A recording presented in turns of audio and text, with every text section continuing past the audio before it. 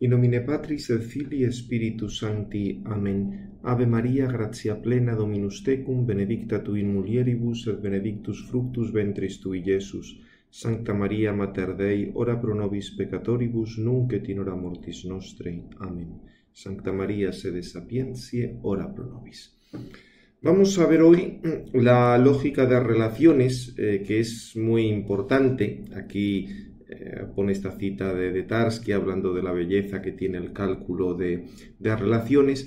Lo que pasa es que, dejando, digamos, esas observaciones estéticas aparte, la idea de fondo es esta, que todo está en relación, en el sentido de que la lógica de relaciones se puede considerar como el horizonte fundamental de la lógica formal. Algo de esto decíamos en el capítulo primero, cuando en un cierto sentido la lógica formal es ciencia de relaciones. Estamos relacionando siempre unas cosas y otras. En lo que sería la lógica clásica, en la tradición escolástica, la relación ante todo era una referencia a otro, un orden a otro. Esa sería, diríamos, su razón de ser, lo que llamaban la ratio, el ser ad alterum. Aquí os pone una cita de Santo Tomás: ratio relationis est ut referatur ad alterum. La razón de ser de la relación es referirse a otra cosa. O relatio, in quantum est relatio, habet solum quod sit ad aliquid. Acordaos que esto luego era muy importante cuando hablamos, por ejemplo, de relaciones subsistentes en la Trinidad, pero digamos eso sería un poco la tradición escolástica que le dio importancia a esto. Lo que pasa es que este ser hacia otro se puede entender de dos maneras, en un sentido fuerte y en un sentido débil.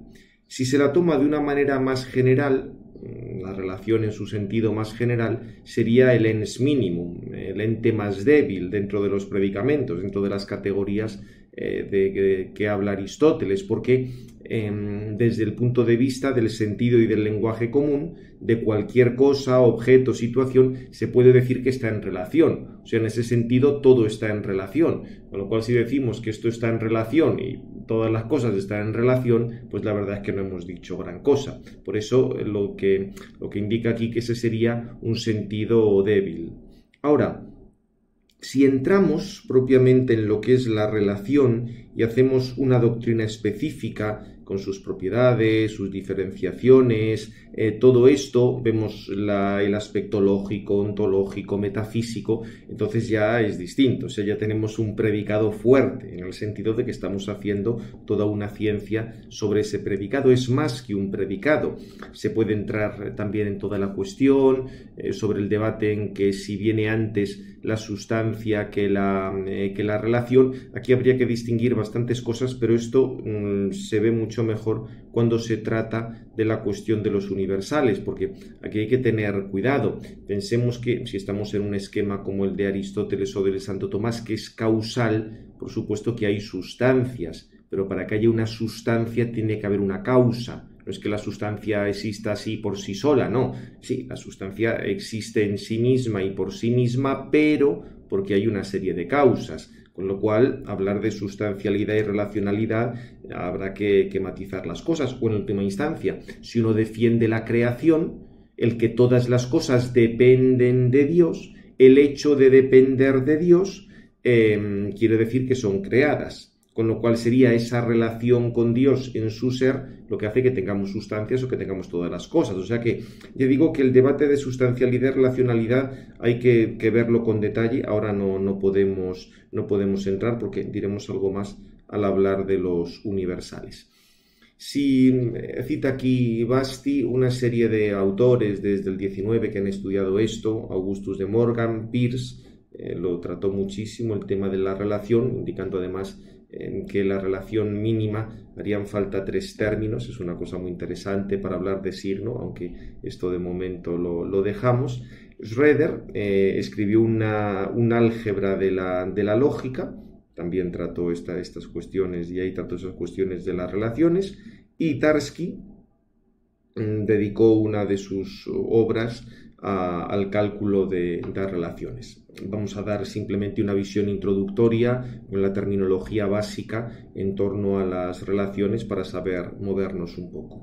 Fijaos que ya en la definición 19 aparece toda la amplitud que tiene la noción de relación. Porque fijaos, una relación se puede definir extensionalmente en lógica como lo significado, lo denotado, por un predicado a n argumentos, ya sea un predicado proposicional, non, et, vel, aut, todas estas cosas, ya sea un predicado terminal. O sea que, fijaos que en ese sentido la relación abarca todo el tema de los predicados.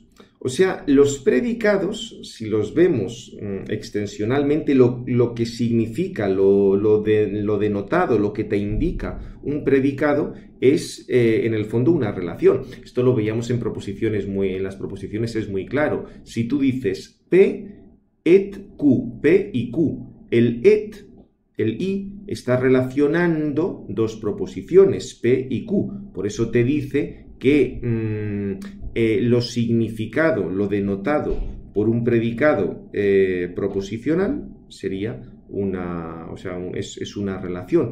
O lo mismo un predicado terminal. Acordaos que estábamos relacionando, por ejemplo, en los predicados, cuando hablábamos de una clase, había un predicado y había un dominio que lo cumplía. Por ejemplo, la clase de los objetos rojos, el término sangre, el término amapola, el término ladrillo, estos términos hacen verdadero el predicado rojo, con lo cual veis que estamos relacionando una cosa y otra, por esto la amplitud que tiene la relación. Ahora lo explica. Dice, viceversa, un predicado puede ser definido como aquello que denota una relación dada entre sus argumentos, sean estos términos o proposiciones. En el caso de predicados proposicionales, acordaos, no, non, et, vel, aut, aquí los está escribiendo en el metalenguaje, pero para esto nos da igual una cosa que otra.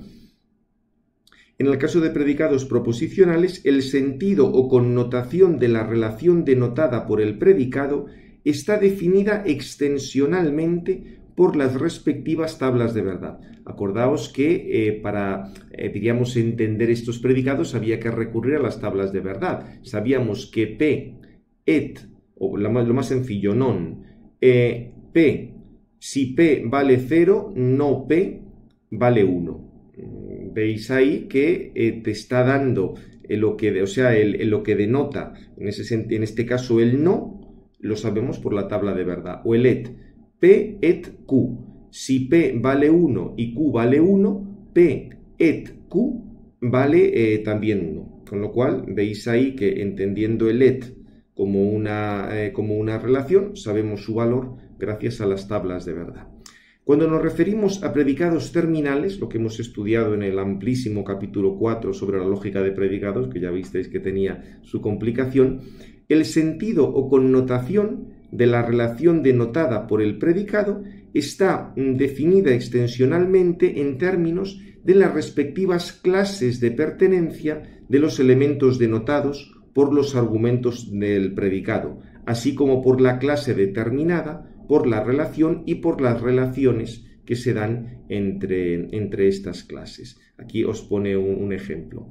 El mismo significado intencional de un predicado terminal monoargumental, R de X, como aquello que denota una cierta propiedad, por ejemplo, ser rojo de la sangre. ¿Esto cómo lo puedes definir? Lo puedes definir como la denotación de una relación con un solo término, el ser rojo. Las cosas que están en relación con ser rojo están cumpliendo ese predicado.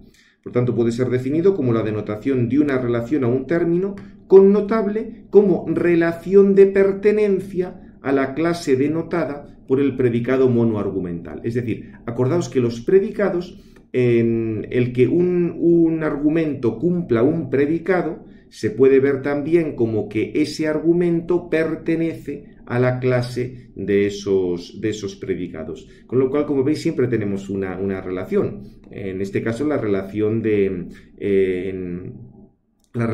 pertenencia. Tal cosa pertenece a tal otra. O sería la denotación de una relación a un término.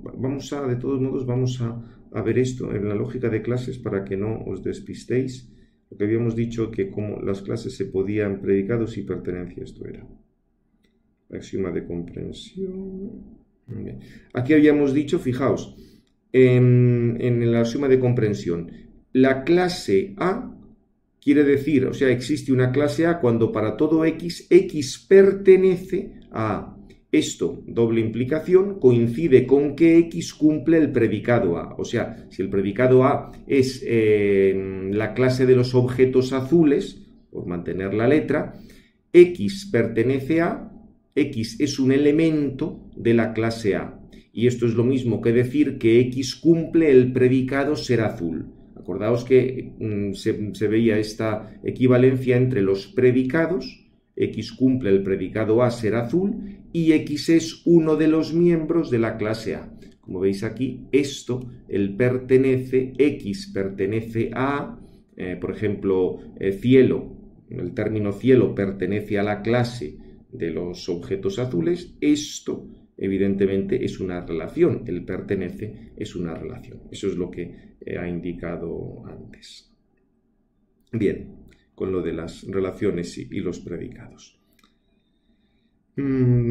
Aquí en la nota, creo recordar, no sé si venía algo importante, sí. Como se ve desde el punto de, claro, importante, como se ve desde el punto de vista ontológico, nunca se sale del ámbito lingüístico. O sea, de momento estamos solo dentro del lenguaje.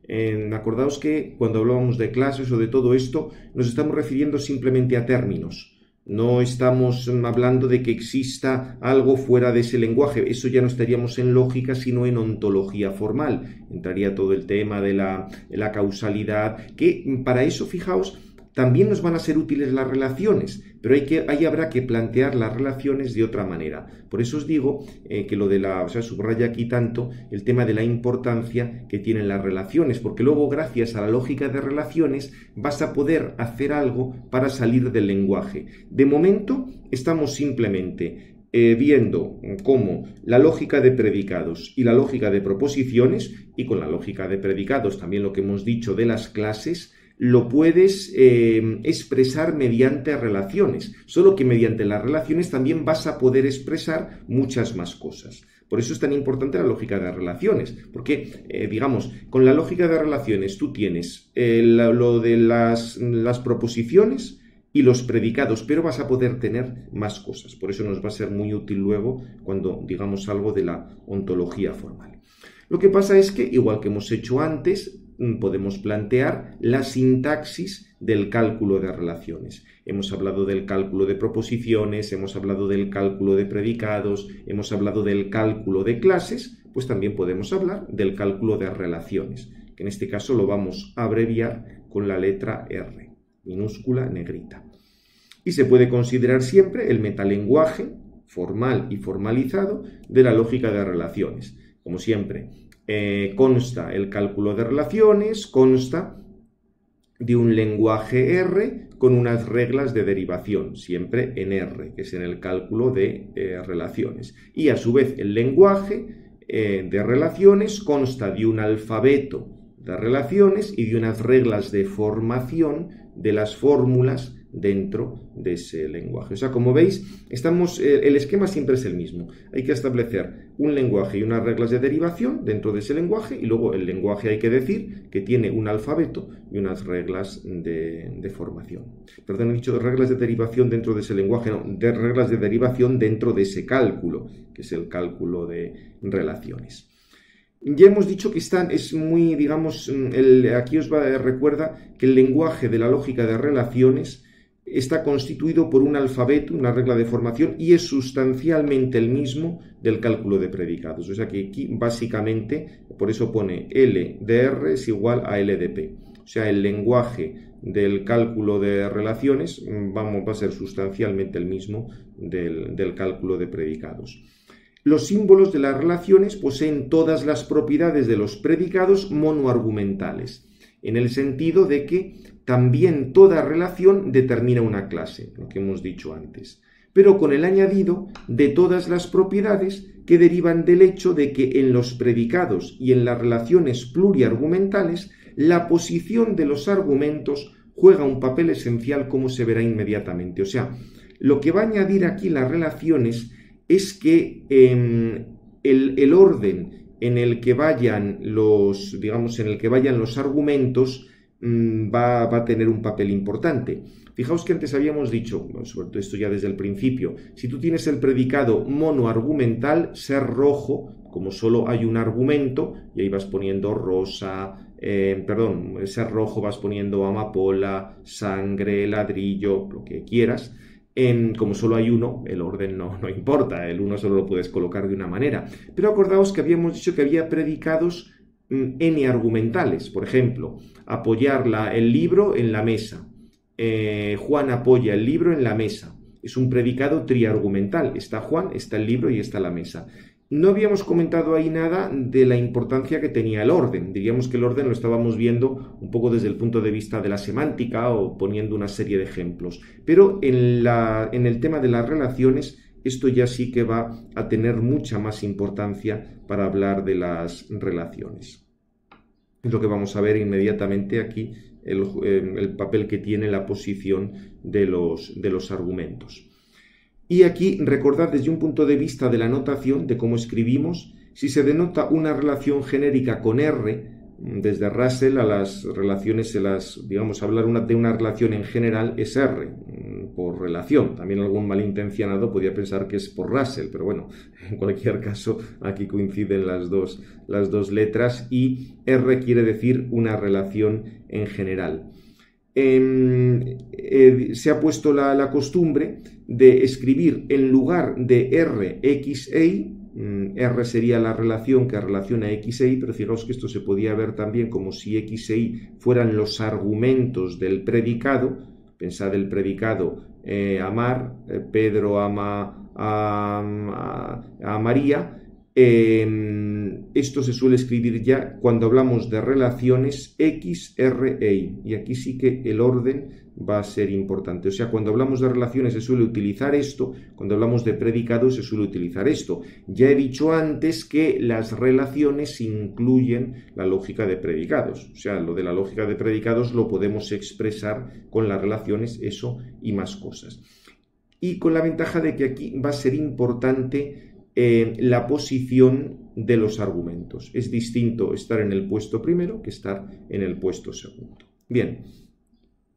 Y para ir, digamos, antes de entrar a cómo se va constituyendo la relación, otra noción que hay que tener claro es la de orden. Igual que en el cálculo de clases, acordaos, habíamos dicho que una clase era del primer orden si sus elementos eran individuos. Aquí pasa algo parecido.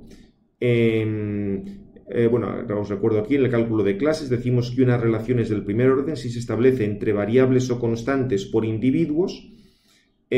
Aquí, por tanto, o sea, tenéis que R, X e Y son individuos. Será del segundo orden si se establece entre clases o relaciones del primer orden. Aquí lo que estás relacionando son ya clases que son del primer orden, no individuos. Si fuera del tercer orden, aquí P y Q tendrían que ser relaciones del segundo orden. O sea que el tema de los órdenes es algo completamente análogo a lo que habíamos dicho en el cálculo de clases. Por eso fijaos que con esto ya vais viendo que en el cálculo de relaciones estamos, por así decir, tomando el cálculo de predicados y estamos tomando también cosas del cálculo de clases. Por eso el cálculo de relaciones es tan importante por todo lo que abarca. Una relación es mixta si se da entre variables del primer orden con variables de órdenes superiores. La relación mixta más clara es la que hemos visto en el cálculo de clases, la relación de pertenencia. Acordaos que siempre era un individuo el que pertenecía a una clase. Entonces, el individuo es de un orden y la clase es del orden superior. Acordaos que esto era muy importante porque todos los líos en las clases se daban cuando al final una clase pertenecía a ella misma, todo aquel problema que vimos de la paradoja de la antinomia de Russell y todo ese tipo de cosas. Aquí simplemente que os quede claro la cuestión del orden. O sea, igual que había orden respecto a las clases, también el tema del orden está en las relaciones. Cuando se están relacionando variables o constantes o por individuos o por clases o relaciones, o sea, va subiendo el orden según las cosas que a relaciones. Que fijaos que está, ya lo habéis visto, está con la terminología, diríamos, de predicados, pero esto lo puedes poner X al principio y después, o sea, ponerlo de esta manera, y la idea es la misma, solo que se ha puesto así para ver, o sea, para recordar esto del primer orden, pero la cosa no tiene más importancia. Bien, ¿cómo se hace para constituir una relación? Fijaos, estas serían las reglas de formación dentro de ese lenguaje. Acordaos, no perdáis esto de vista. En un lenguaje tienes que tener un alfabeto y unas reglas de formación. ¿Cuáles son las reglas? Hemos visto que el alfabeto era el mismo que el de predicados. ¿Cuáles son las reglas de formación? Pues tiene que tener las siguientes características. Ante todo tenemos el antecedente de una relación, que denota, se refiere a lo que tiene relación con otra cosa. El antecedente de una relación R es lo que tiene la relación R con otra cosa. Y es lo que está en el primer sitio, lo que está en el primer lugar. Por ejemplo, si la relación es paternidad, ser padre, lo que está en el primer puesto es padre, porque la relación de paternidad es la que tiene un padre con un hijo. Si tú dices X, R, Y, X es el antecedente y R es la relación de paternidad, X es el antecedente de esa relación. Por tanto, ante todo, antecedente. El consecuente, digamos, es el otro término. El consecuente de la relación R, en términos clásicos y medievales, se llamaría el término, lo otro se llamaría el sujeto. En términos clásicos, esto se llama el término de una relación, denota aquello con lo que el antecedente tiene esa relación R. Sería el segundo puesto. Si R es la relación de paternidad, lo que hay en el segundo puesto es el hijo. Juan es padre de Pedro. Evidentemente Pedro es el hijo y Juan es el padre, con lo cual el consecuente de la relación de paternidad es Pedro, en el ejemplo que he puesto. Dominio. ¿Qué es el dominio? El dominio es la clase de todos los antecedentes de la relación R. Sería dada la relación R, todo el conjunto de antecedentes, toda la clase de antecedentes sería lo que se llama dominio. O sea, por definición, el dominio de R es igual a X con digamos, el triangulito este encima. Eso quiere decir que X son todo lo que está en el puesto primero. Luego nos va a salir en el 625, va a volver sobre esto.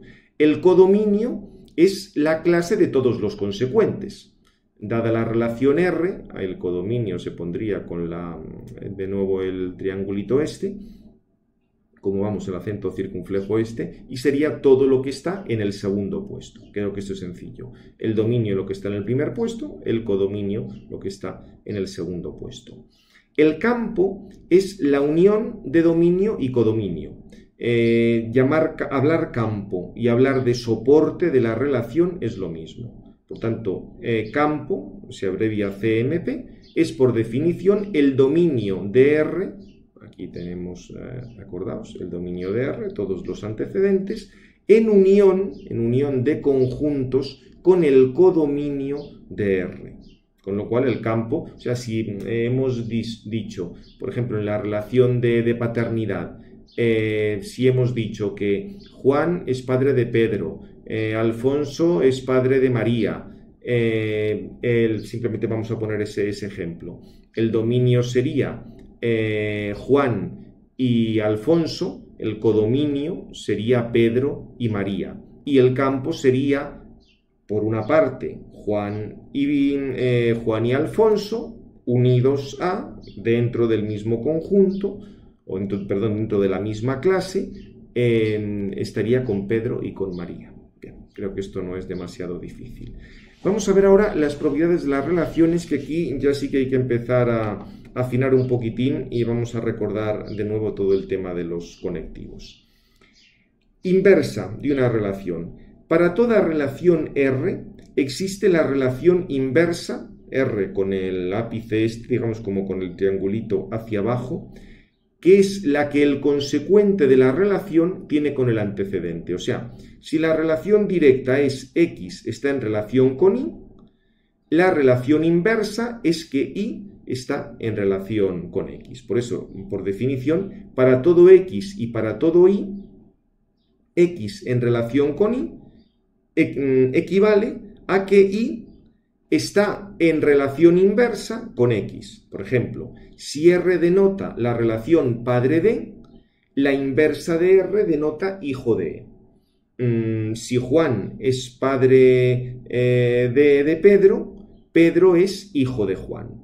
En ese sentido, la primera relación de paternidad sería R y la segunda sería R con el, digamos, inversa de R, con el triangulito este hacia abajo. Si R es marido de, R con el triangulito hacia abajo sería mujer, la inversa de R sería mujer de. Si R denota más grande que, inversa de R sería más pequeño que. También es importante notar que la inversa de una relación es formalmente diversa de la relación de que partimos, como en los ejemplos citados. O sea, no es que una relación tiene que ser distinta de su relación inversa, porque si toda relación se tuviera a ella misma como relación inversa, eso querría decir que es una relación simétrica. Por ejemplo, ser igual. Si A es igual a B, B es igual a A. Pero eso sería una relación simétrica muy, muy especial. O sea que en principio, cuando estamos hablando de relación simétrica, de relación inversa, entendemos que R es distinta de su inversa. Pues estamos trabajando con ese tipo de relaciones. Relación simétrica precisamente es eso. Una relación es simétrica cuando implica la inversión del orden entre antecedente y consecuente. O sea, una relación es simétrica cuando puedes cambiar el orden del antecedente y del consecuente. Fijaos cómo se formula. Aquí está utilizando la doble, digamos, cuando se pone, no sé por qué aquí ha utilizado las dos terminologías. Me puede liar un poco, pero es cuando pone igual por definición es lo mismo que si se pone dos puntos y luego igual. O sea, con eso veis que estamos estableciendo las definiciones de estas propiedades. Propiedad inversa, ya lo hemos dicho. Simétrica. Una relación es simétrica cuando implica la inversión del orden entre antecedente y consecuente y por ello es equivalente a su inversa. Fijaos. Para todo, ¿cómo defines una relación simétrica? Es igual por definición, tal que para todo X y para todo Y, X está en relación con Y, implica que Y está en relación con X. O dicho de otra manera, para todo X e Y, X en relación con Y es lo mismo, implica, coincide con que Y está en la relación inversa con X. Es un poco diríamos, es lo mismo que hemos dicho antes. Esperad, no, aquí me da la sensación, luego lo miro, esperad que verifique el original, porque aquí me da que hay algo. Si es con la inversa, no, si es con la inversa, disculpad, esto está al revés, está mal. Si X está en relación con Y, coincide con que X está en relación con Y en la inversa. O sea, si aquí ponemos, porque aquí fijaos, hemos cambiado el orden y hemos dicho que implica. Aquí al poner aquí la relación inversa, habría que haberlo puesto de otra manera. Hacemos la pausa e inmediatamente lo verifico en el anterior y os digo si aquí metí la pata. Hacemos un momento la pausa.